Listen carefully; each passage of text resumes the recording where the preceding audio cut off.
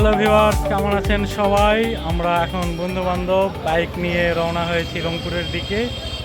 প্রায় এক যুগ পরে আমি রংপুর যাচ্ছি এবং রংপুরে গিয়ে স্মৃতিচারণ করব। যেই জায়গাগুলোতে ঘুরতাম সেগুলো আবার ঘুরবো। আমরা রংপুরের জাদুঘর, ওয়াটার পার্ক এবং চিড়িয়াখানা ঘুরে দেখব। আপনারাও আমাদের সাথে জার্নি এনজয় করুন। আমার সাথে রয়েছে আমার সিঙ্গেল বন্ধু, এর জন্য পাত্রী দরকার। 26 রিফাত, তুই কাজটা ঠিক করিস নি রিফাত। এই রে, তানজিম।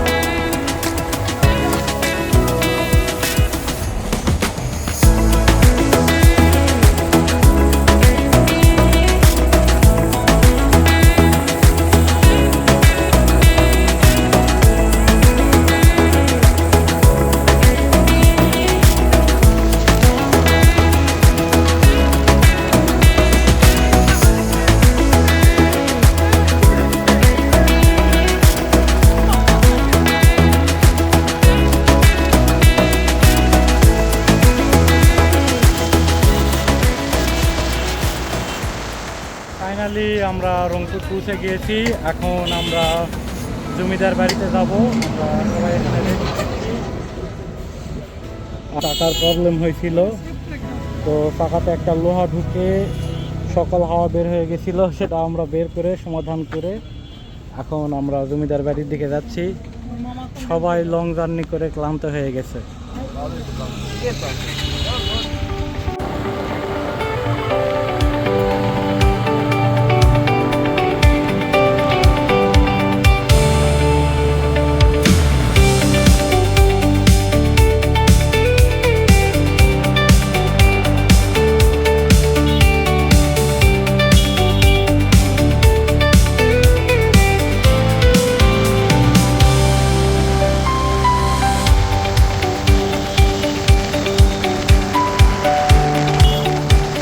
অলরেডি তাজহাট জমিদার বাড়ির গেটে চলে এসেছি। আপনারা দেখতে পাচ্ছেন, আমি 14 বছর আগে এই জমিদার বাড়িতে এসেছিলাম, তো আবার 14 বছর পরে এই জমিদার বাড়িতে আসলাম।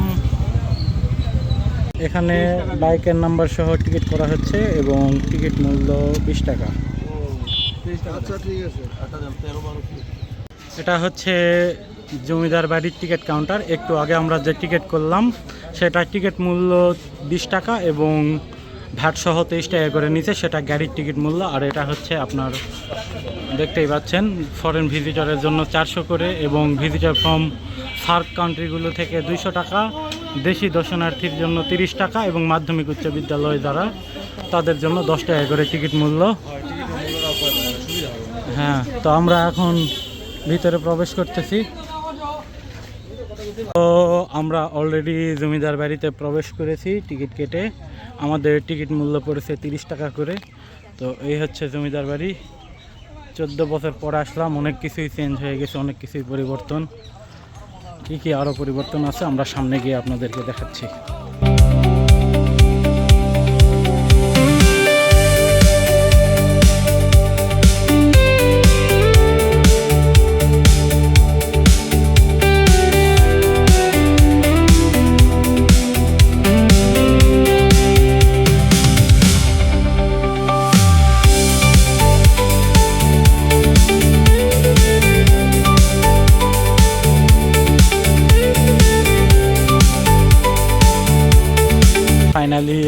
এখন তালহাট জমিদার বাড়ির সামনে চলে এসেছি। অনেক দিন পর আসলাম। এই রংপুরে কত স্মৃতি, কত কিছু করে গেছি। সেই রংপুরে আবারও 14 বছর পর আসবো বলে আসা হয় না। ফাইনালি চলে আসলাম রংপুর।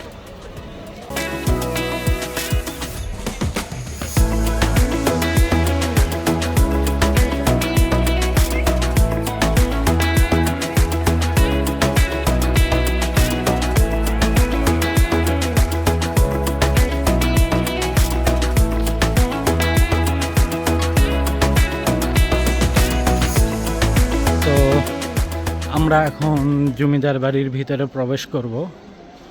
আগে তো ভিতরে প্রবেশ করলে জাদুঘরের মতো আমরা কুষ্টি পাথরের মূর্তিগুলো দেখতে পারতাম। এবার কি অবস্থা আমরা দেখি। এই হচ্ছে ভিতরের অবস্থা। কি এখানে ঢুকতে দিচ্ছে না, বিনা অনুমতিতে প্রবেশ নিষেধ। সামনে হচ্ছে প্রত্নতাত্ত্বিক নিদর্শনগুলান, হয়তো বা সর্বসাধারণের জন্য আপাতত প্রবেশ নিষেধ থাকতে পারে।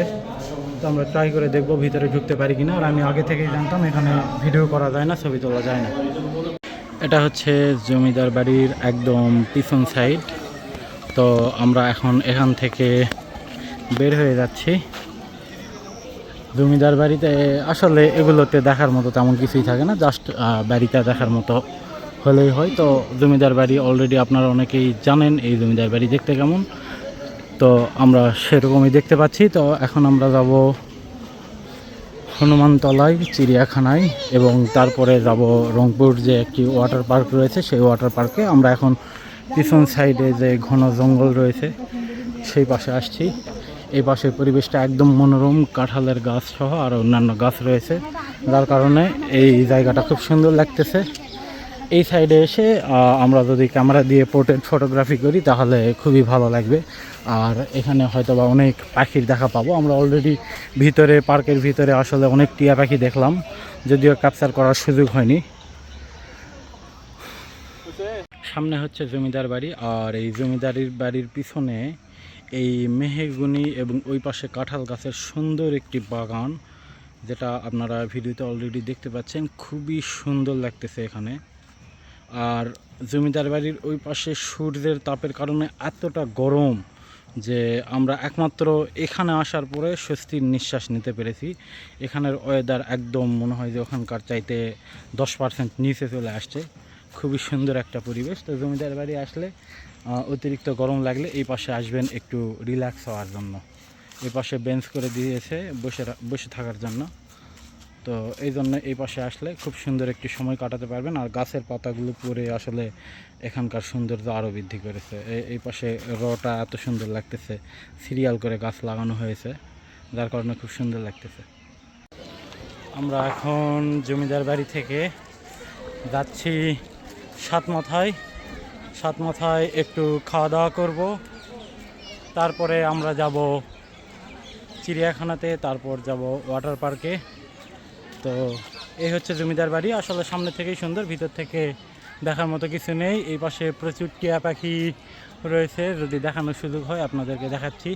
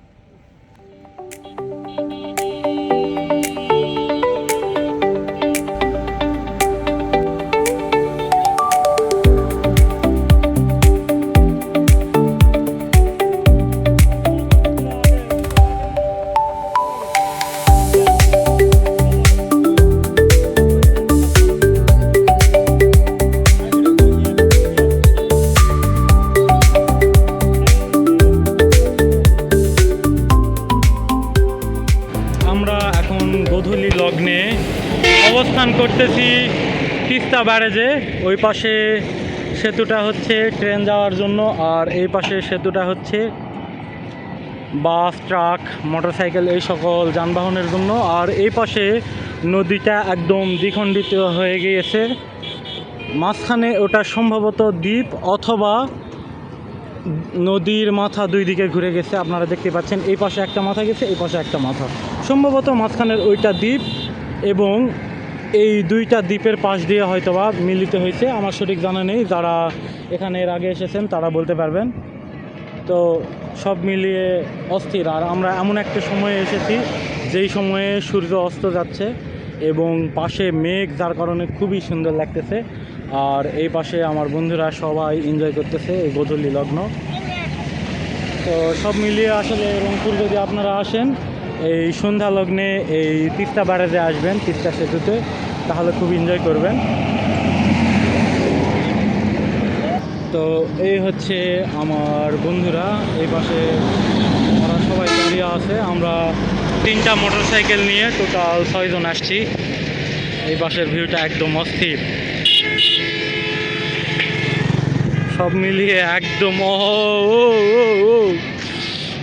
অসাম।